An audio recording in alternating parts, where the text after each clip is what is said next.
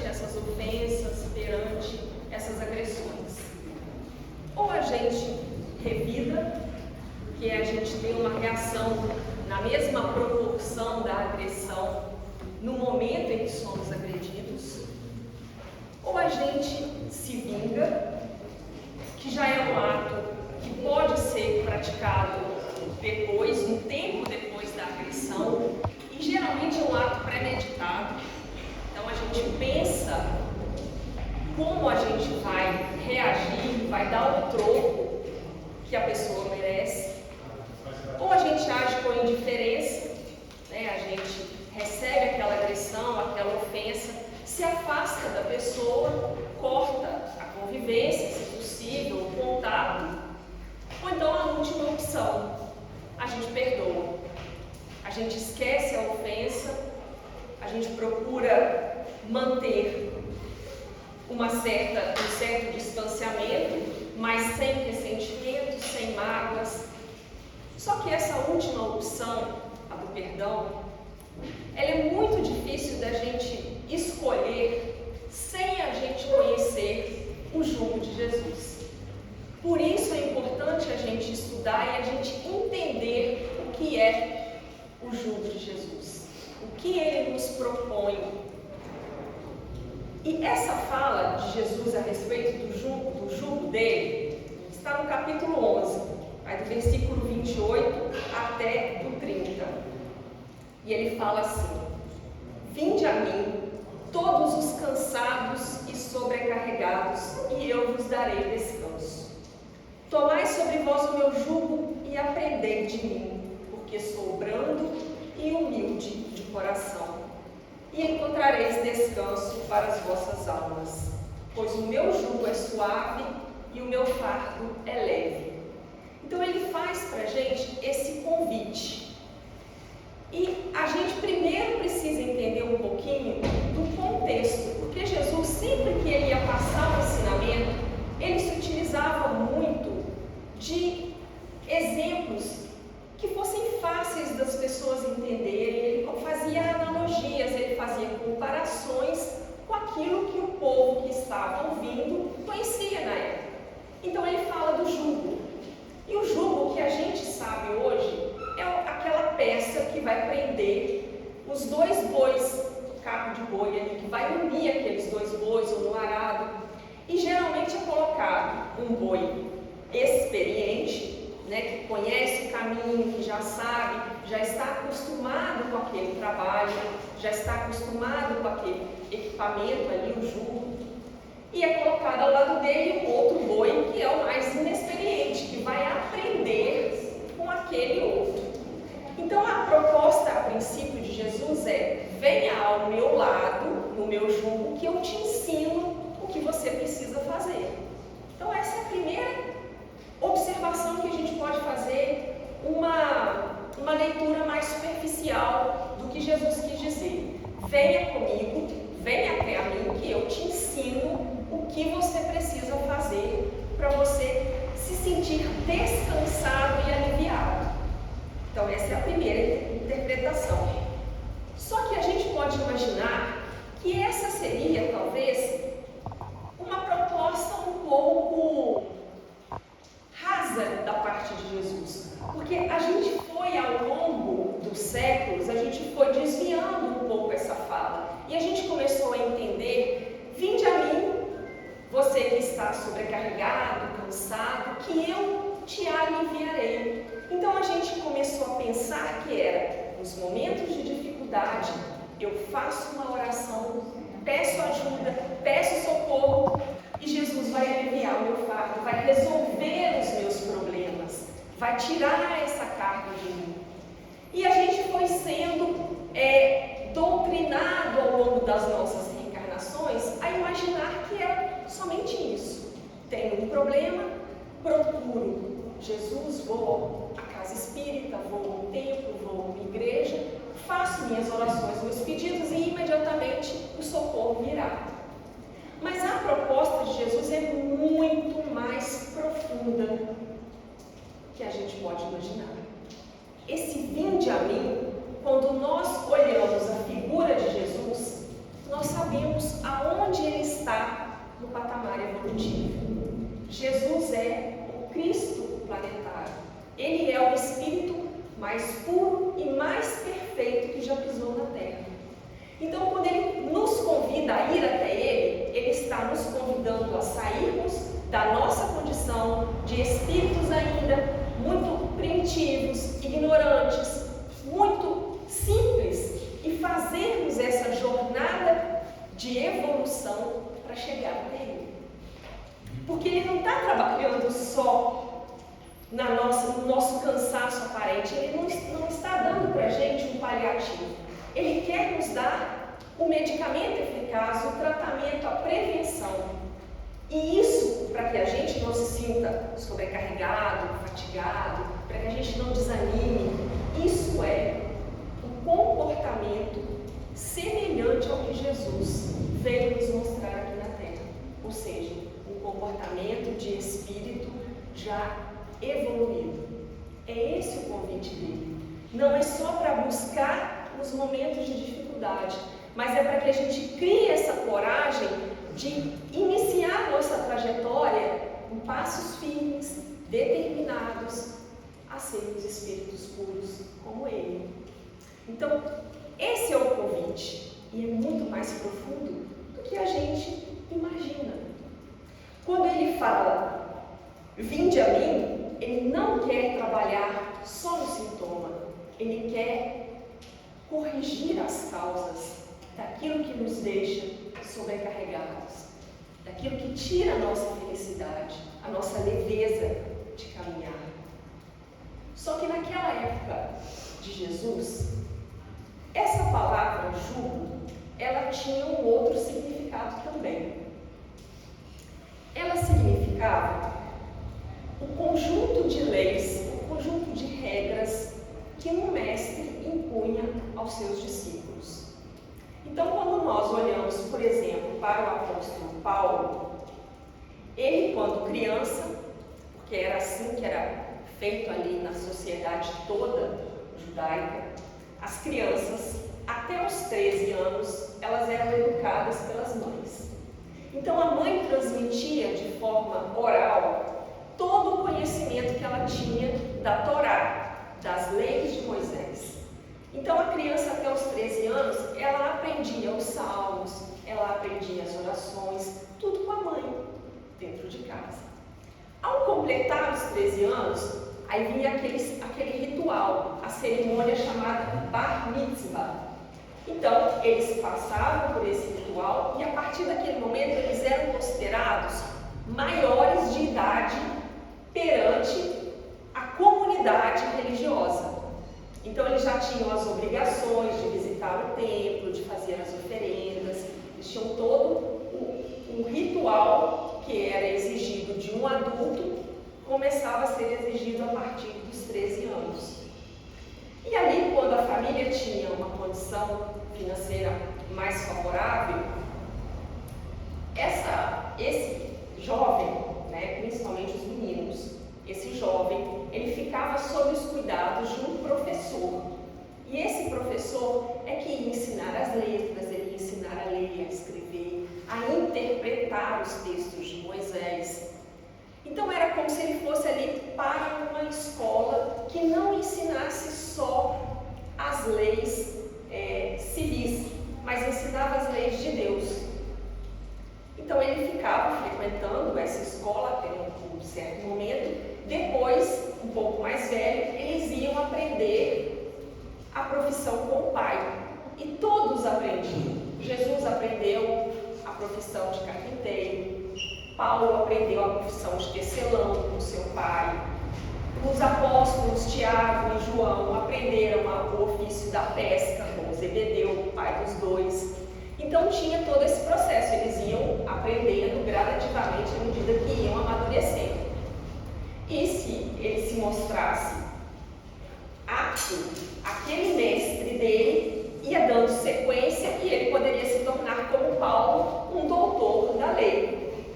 E sempre que esse jovem estava tendo essas aulas com esse mestre, com esse professor, ele estava sob o jugo desse professor.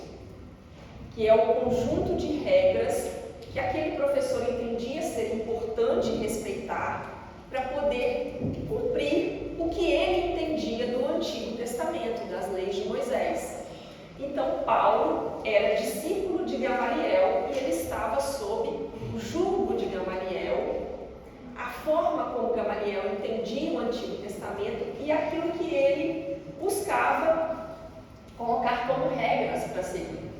Então, tinham vários rabinos diferentes e alguns rabinos chegavam a ter 613 regras diferentes de conduta para que aquele discípulo pudesse seguir, para poder continuar ali estudando com ele. E essas regras, elas envolviam de tudo: a alimentação, os rituais de purificação, a forma de adorar, de fazer as suas oferendas ali no templo. Envolvia tudo: comportamento dentro do lar, forma de tratar as pessoas no ambiente de trabalho. Eram regras tanto religiosas quanto regras de convívio social. Então, ela podia chegar a 613 regras diferentes que eles precisavam observar. Então, a gente já pode imaginar por que Jesus fala que o jugo dele é suave. Porque quantas regras Jesus nos deixou? Apenas duas. E ele mesmo falou: amar a Deus sobre todas as coisas. E aí ele coloca com toda a sua fé, com todo o seu entendimento, com toda a sua força, com todo o seu coração. E amar ao próximo como a si mesmo. Duas regras. Daquelas 613, ele diz: nisso está toda a lei e os profetas. Ele resume nessas duas: ame a Deus acima de tudo e ame ao próximo como a si mesmo. Então, por isso que ele vem trazer para a gente que o jugo dele é suave.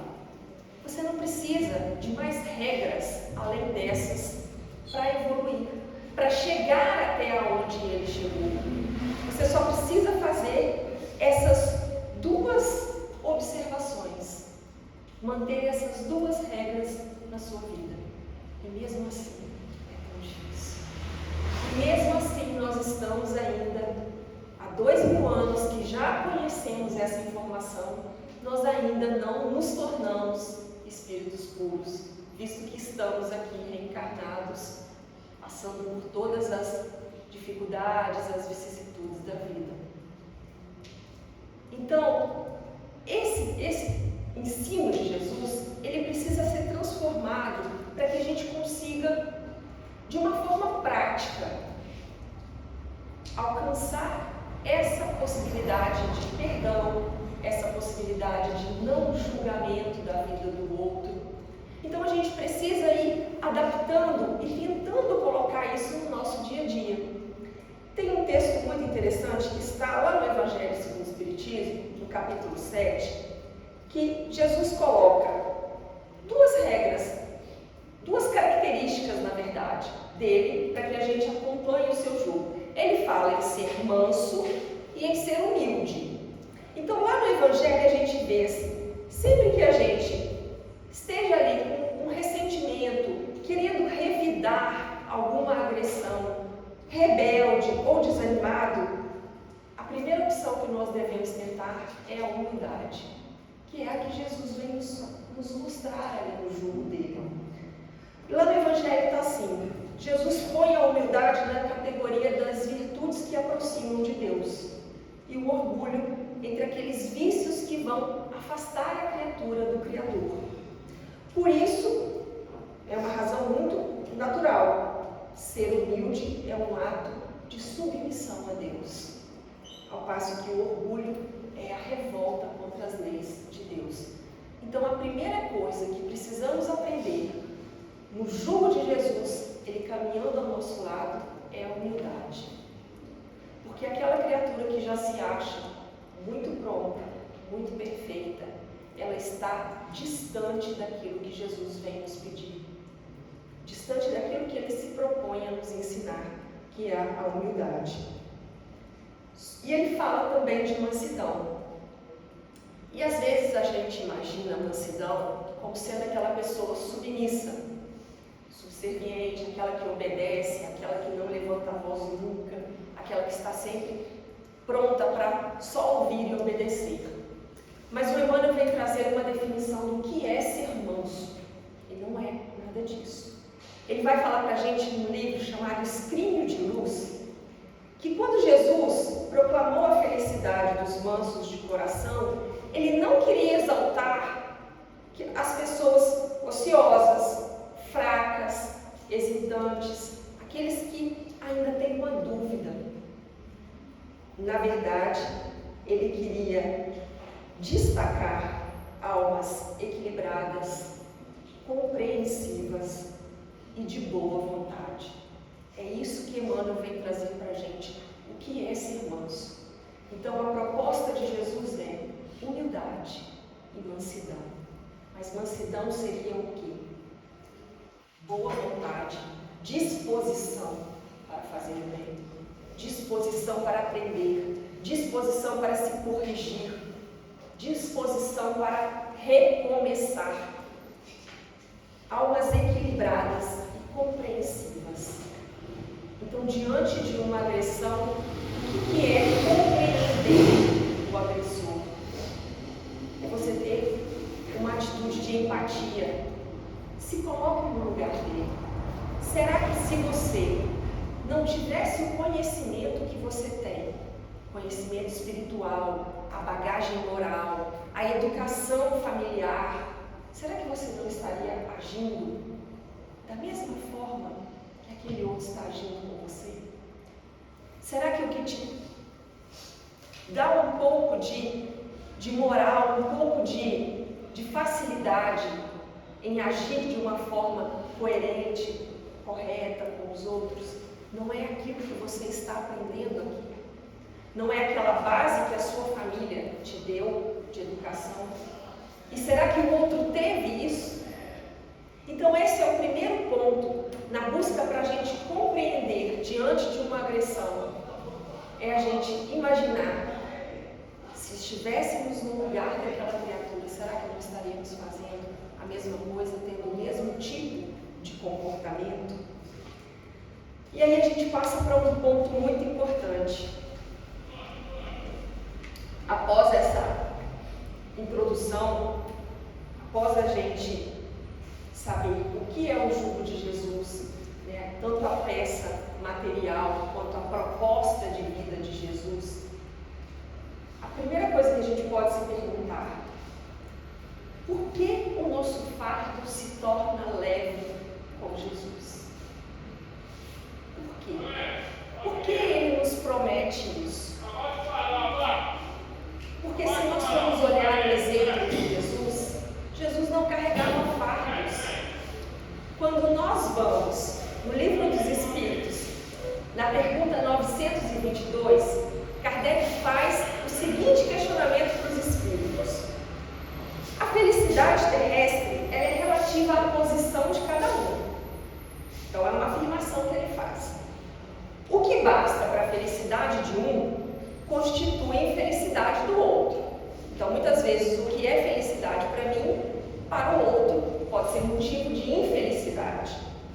Haverá, contudo, uma certa soma, uma quantidade de felicidade que seja comum a todas as pessoas? Essa é a pergunta que ele faz. Agora, vamos ver o que os espíritos nos respondem. Com relação à vida material, é a posse do necessário.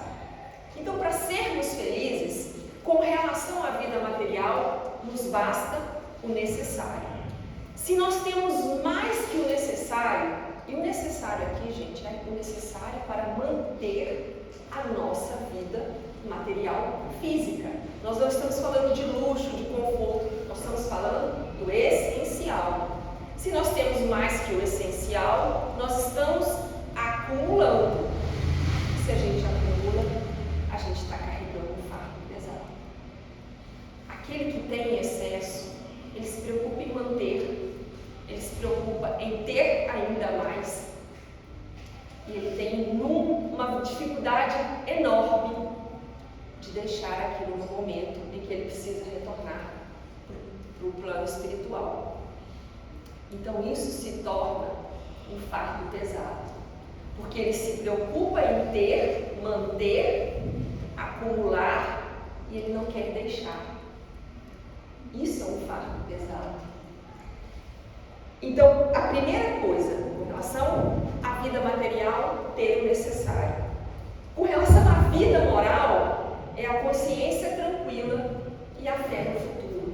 Então, nós estamos falando de presente, nós estamos falando de passado, nós estamos falando de futuro. Viver de uma forma confortável, acomodado com os nossos vícios, com as nossas dificuldades morais, com as nossas imperfeições, com acomodação, também é um fardo. Porque quando a gente vai estudar Kardec, ele fala que reconhece o verdadeiro espírita pelo esforço que ele faz em domar as suas más tendências.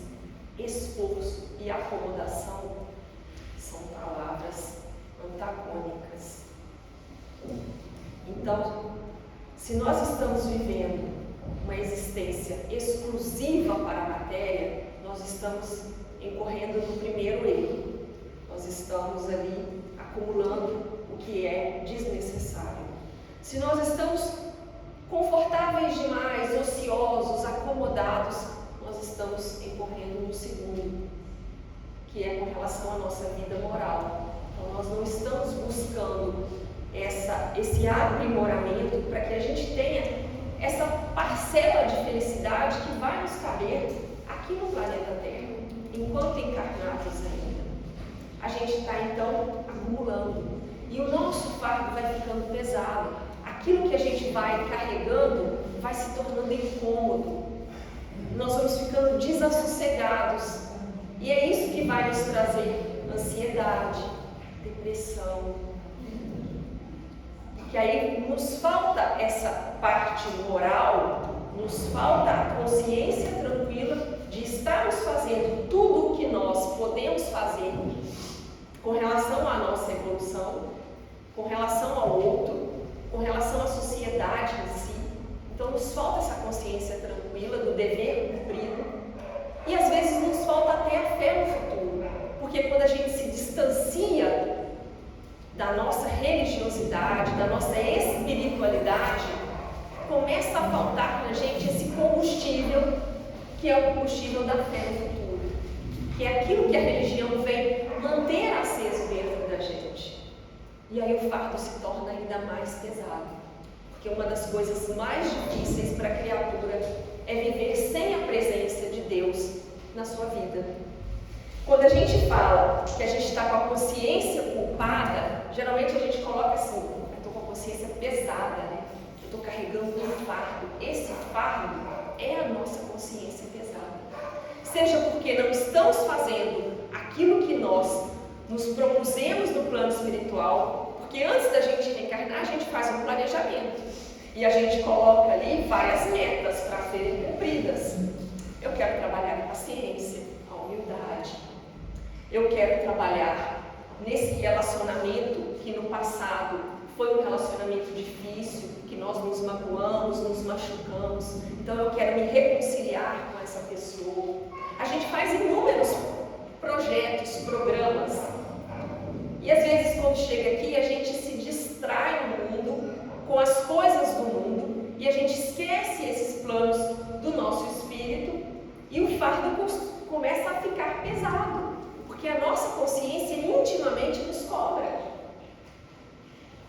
E aquilo que você prometeu? E aquilo que você veio para cumprir? Quando você vai começar? Quando você vai se dispor a se levantar e decidir caminhar em direção a Jesus? É isso que nos deixa inquietos. É isso que às vezes tira o nosso sono. É isso que pesa sobre os nossos ombros. É a culpa que nós carregamos do passado e a ociosidade do presente. Chico Xavier tem uma frase muito interessante quando ele fala do jugo suave. Ele fala que para a gente transpor essa ponte do jugo pesado, o que seria o jugo pesado? quando a gente julga a outra pessoa, quando a gente condena a outra pessoa, quando a gente é duro no julgamento. Então ele fala que quando a gente tem esse jugo forte, para a gente transpor para um jugo suave, para um jugo leve, é uma questão de mudança de hábitos. Então a gente começa a necessitar de prestar atenção nos nossos hábitos e começar a nossa mudança em pequenos detalhes, porque ninguém vai evoluir, dar um salto evolutivo de um momento para o outro. A gente precisa de tempo para que o próprio tempo faça com que essas modificações se consolidem. Mas a gente precisa estar prestando atenção. O que eu poderia ter feito diferente nessa situação? O que Jesus esperava de mim com relação a esse que se aproximou? O que eu posso fazer por ele? Então é essa mudança de hábito que nós estamos sendo convidados agora, nesse momento, com Jesus. Para que ele siga do nosso lado mostrando, olha, nesse momento, seja manso. Nesse outro, haja com humildade, com brandura, com doçura no coração. Quem são essas pessoas que estão aflitas e sobrecarregadas hoje? Quando a gente olha a nossa volta, e às vezes para dentro de nós mesmos, o que mais a gente percebe na sociedade são pessoas aflitas e se dizendo sobrecarregadas. Mas por que será que elas estão sobrecarregadas? Por que será que elas se encontram aflitas? A gente já parou para pensar nisso? Quando um engenheiro vai projetar uma ponte, a primeira coisa que ele se pergunta é: qual o objetivo dessa ponte? O que vai passar sobre ela? Carroça? Carro? Caminhão? Vai passar um trem transportando minério? E aí ele, sabendo aquilo que vai demandar daquela ponte, ele projeta a estrutura. Ele põe mais concreto, ele põe mais ferragem, ele põe mais aço. Então, geralmente, põe também o fator de segurança. Então, se na ponte vai passar 20 toneladas, ele projeta ela para pelo menos 25, 28 toneladas, para garantir que não vai ter problema nenhum. É assim com o elevador, tem o fator de segurança. Então, você entra no elevador, está lá o peso, mas ele aguenta mais do que aquilo que está ali demonstrando na plaquinha, porque precisa do fator de segurança. E aí, se a gente está se sentindo sobrecarregado, será que o engenheiro que fez o nosso projeto encarnatório errou? Será que ele projetou uma carga maior do que a gente está apto a suportar? Eu acredito que não, porque esse engenheiro é Deus. Ele age através dos seus emissários, os nossos mentores espirituais, e estão todos sob o comando de Jesus. Então, ele não ia cometer um erro tão grotesco assim, de falar: você aguenta 100 quilos, eu vou projetar então para se carregar 100 quilos, sem fator de segurança. Então, Deus, que é a inteligência suprema, ele jamais ia projetar um fardo acima daquilo que a gente está pronto para carregar. Então, o que está acontecendo com as pessoas?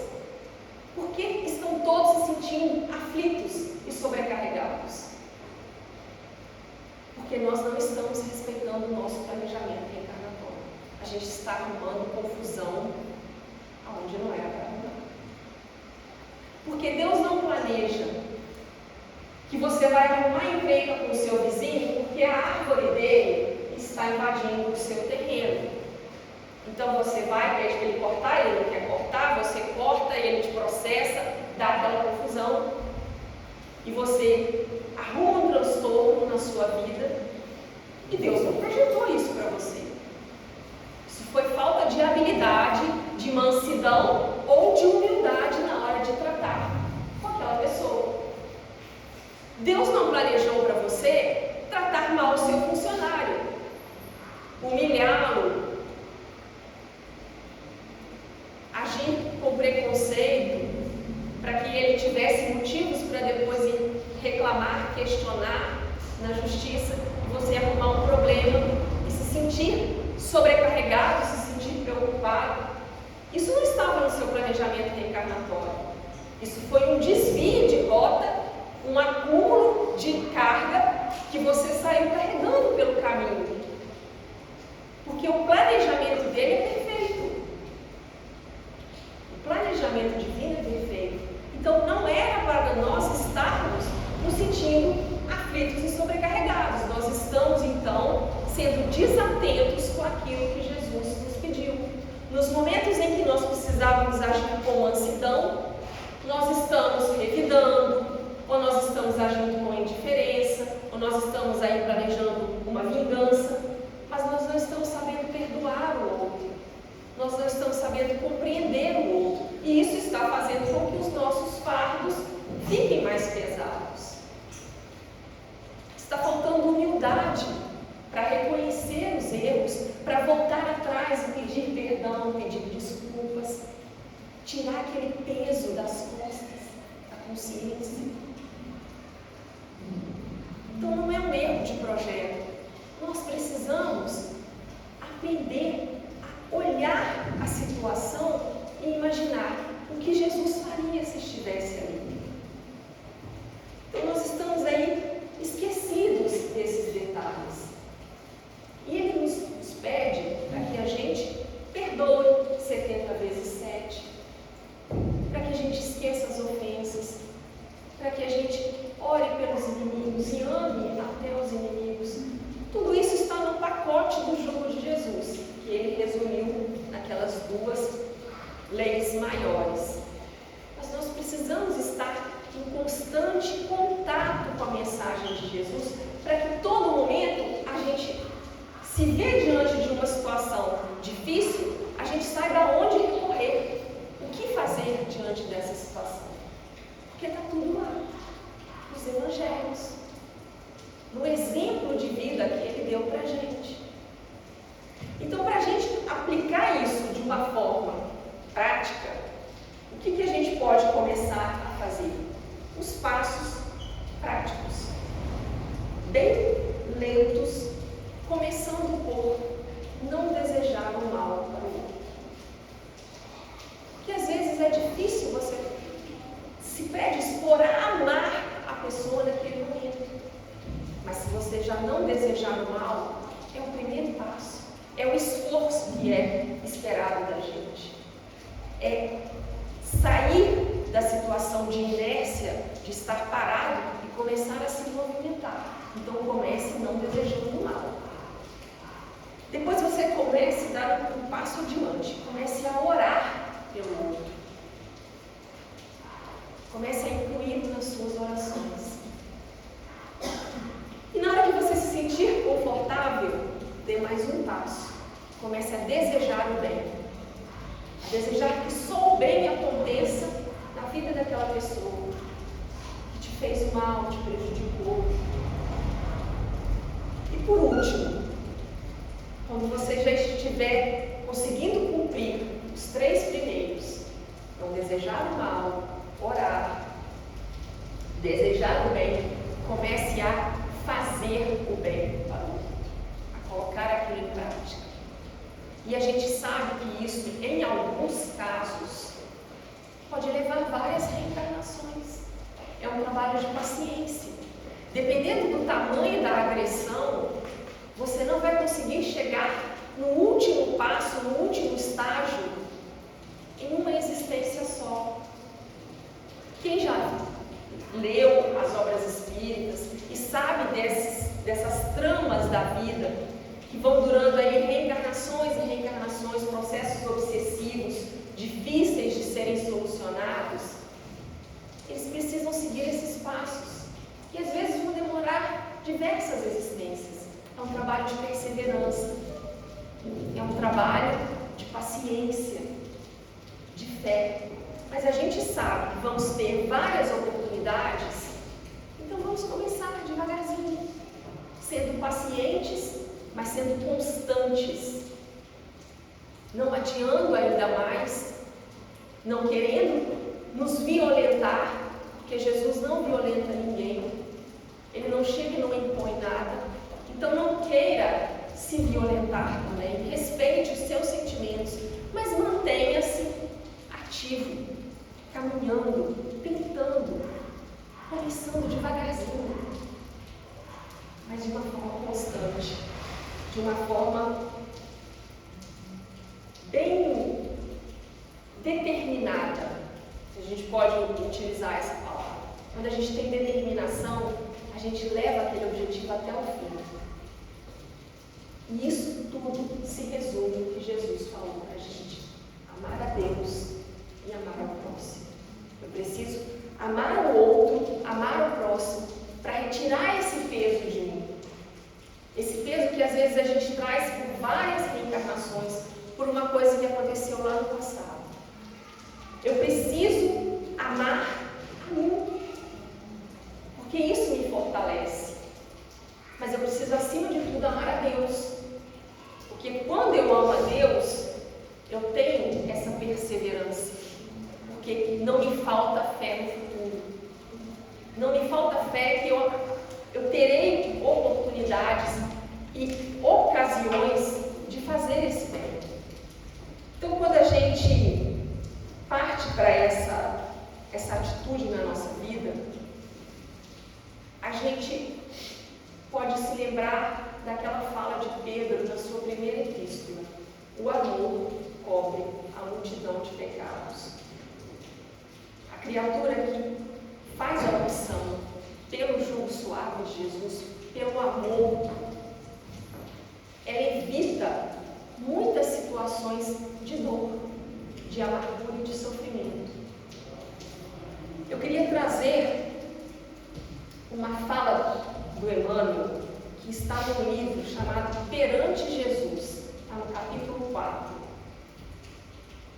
Ele vai dizer para a gente que toda vez que a justiça divina, ou seja, a lei de causa e efeito, nos procura no endereço exato para a execução das sentenças que nós lavramos contra nós próprios, ou seja, para cobrar as nossas dívidas do passado. E ela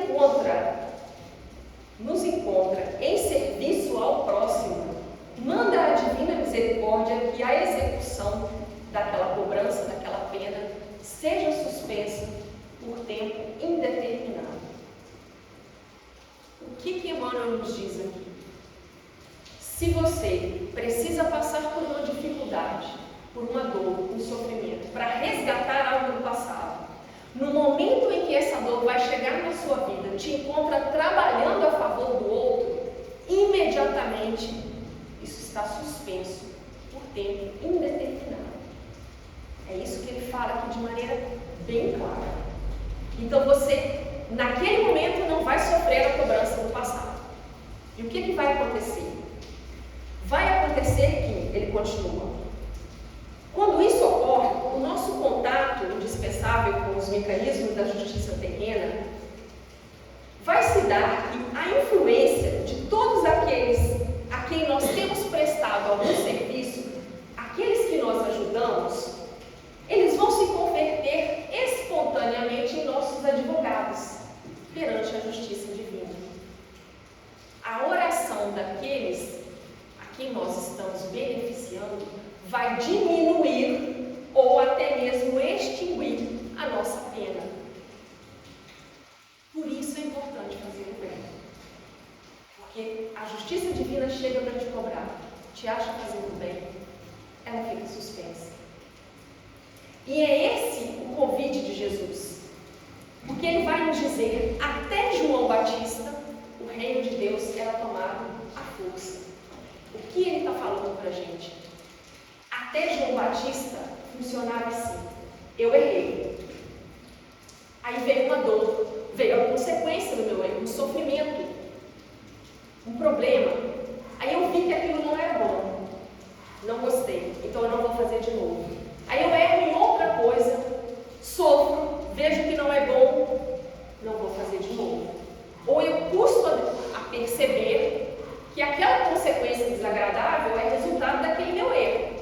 Porque as coisas não são tão imediatas assim, a gente sabe disso. Então eu fico ali sofrendo,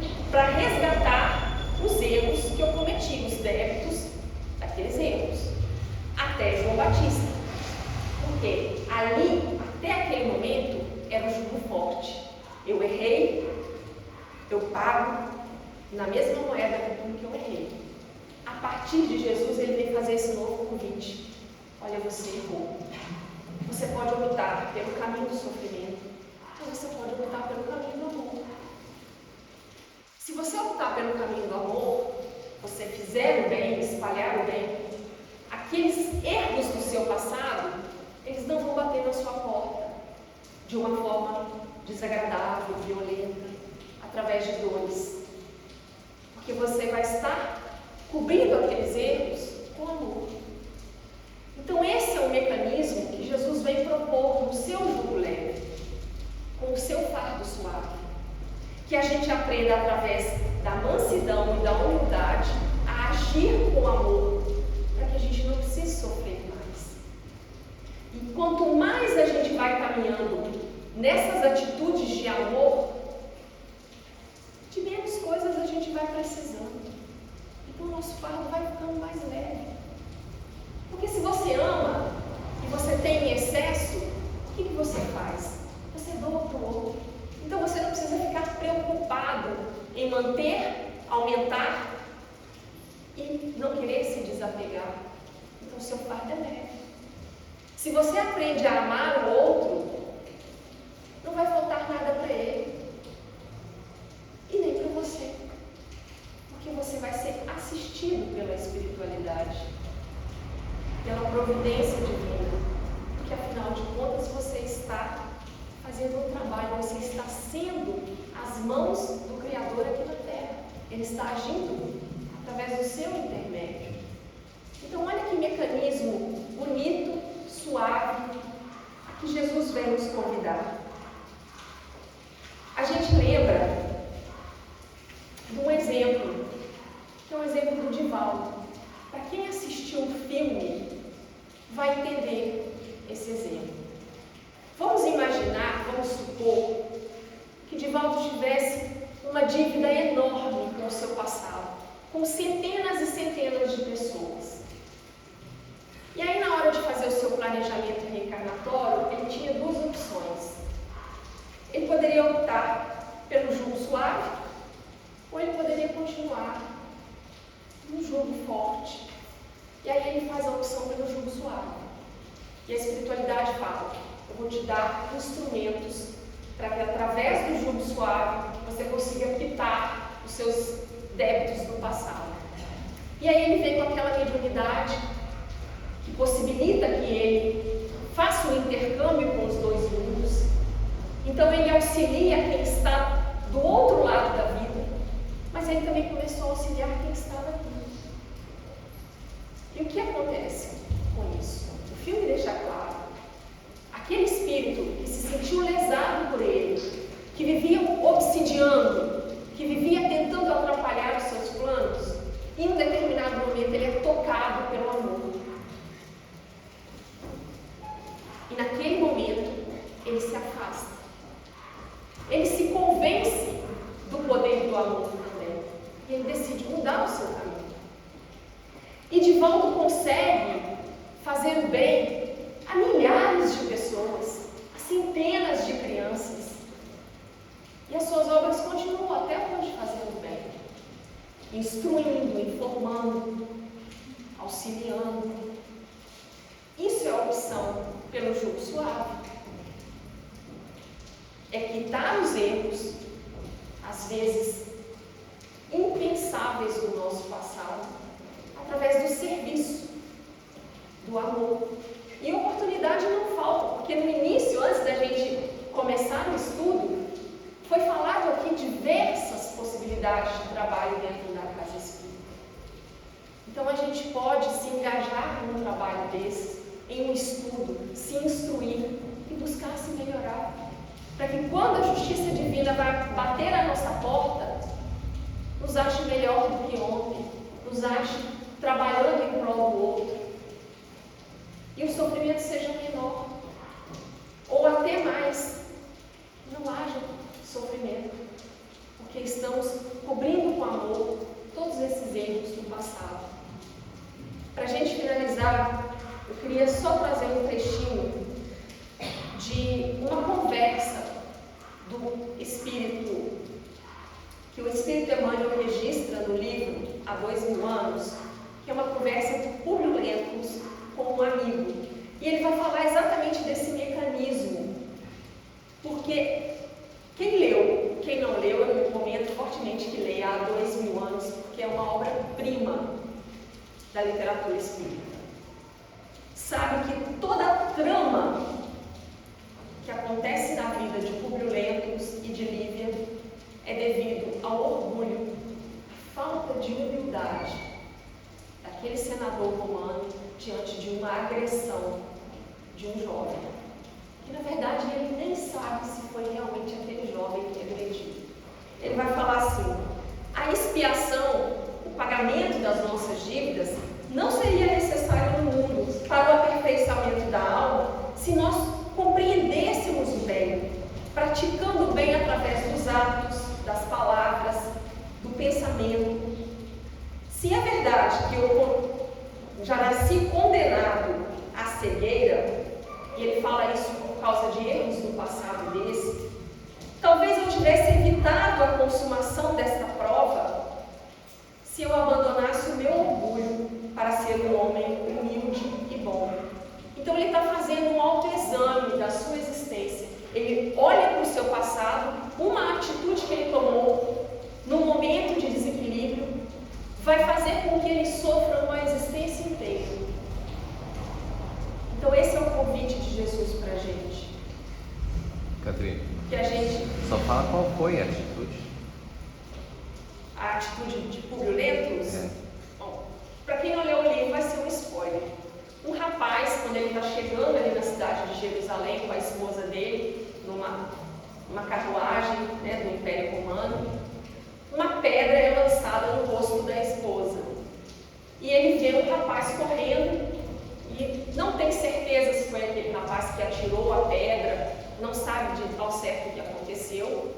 Ele manda prender aquele rapaz, o pai do rapaz vai tirar satisfação com ele, ele se sente insultado, porque ele era a autoridade máxima ali naquela região. Então ele se sente ali desafiado pelo pai e ele acaba mandando esse rapaz para as galeras, que era aquele trabalho escravo dentro dos barcos que a pessoa ficava remando. E ali o tempo de vida, devido às condições de trabalho, à péssima alimentação, o tempo de vida ali era muito pequeno. Então o pai desse rapaz, por vingança, resolve sequestrar o filho desse senador e cria o filho do senador para ser um marginal. E o pai só encontra o filho ali no momento da morte. E há esse reencontro, e doloroso demais, por sinal, um reencontro marcado por muito sofrimento, por muita dor. A morte do filho. A morte do filho. Que No momento da morte do filho, né? O próprio filho cega o pai, amando daquele que tinha criado, sem saber que aquele ali era o pai. Então, uma situação de desgraça mesmo, numa vida inteira, por causa de uma atitude impensada. Quando a gente age com humildade, com mansidão, diante de uma agressão, a gente evita acumular todo esse fardo. E esse fardo que ele acumulou naquela existência não terminou ali. Ele precisou de várias reencarnações para se reconciliar com aqueles espíritos envolvidos naquele drama. Então a gente pode, através de um gesto simples, num momento às vezes que a gente está ali com a cabeça quente, revidando, reagindo a uma atitude, a gente pode se comprometer durante séculos e séculos, reencarnações e mais reencarnações, para poder resgatar aquilo. Então, por isso é importante a gente entender a proposta de Jesus, que é uma proposta para que a gente caminhe no sentido de encontrá-lo como espírito puro, agindo com mansidão e humildade em todos os momentos da nossa vida. Esse é o chamado dele, esse é o vinde a mim. Então que a gente possa, a partir de hoje, a partir desse esclarecimento, pensar duas vezes antes de tomarmos uma atitude agressiva, uma atitude de revide, uma atitude até mesmo de indiferença com aqueles que nos ofendem. Que nós nos sintamos fortalecidos convidados, intimados para caminhar a partir de agora na direção dele. Que Jesus nos abençoe, esteja e permaneça conosco hoje e sempre. Muito obrigada a todos.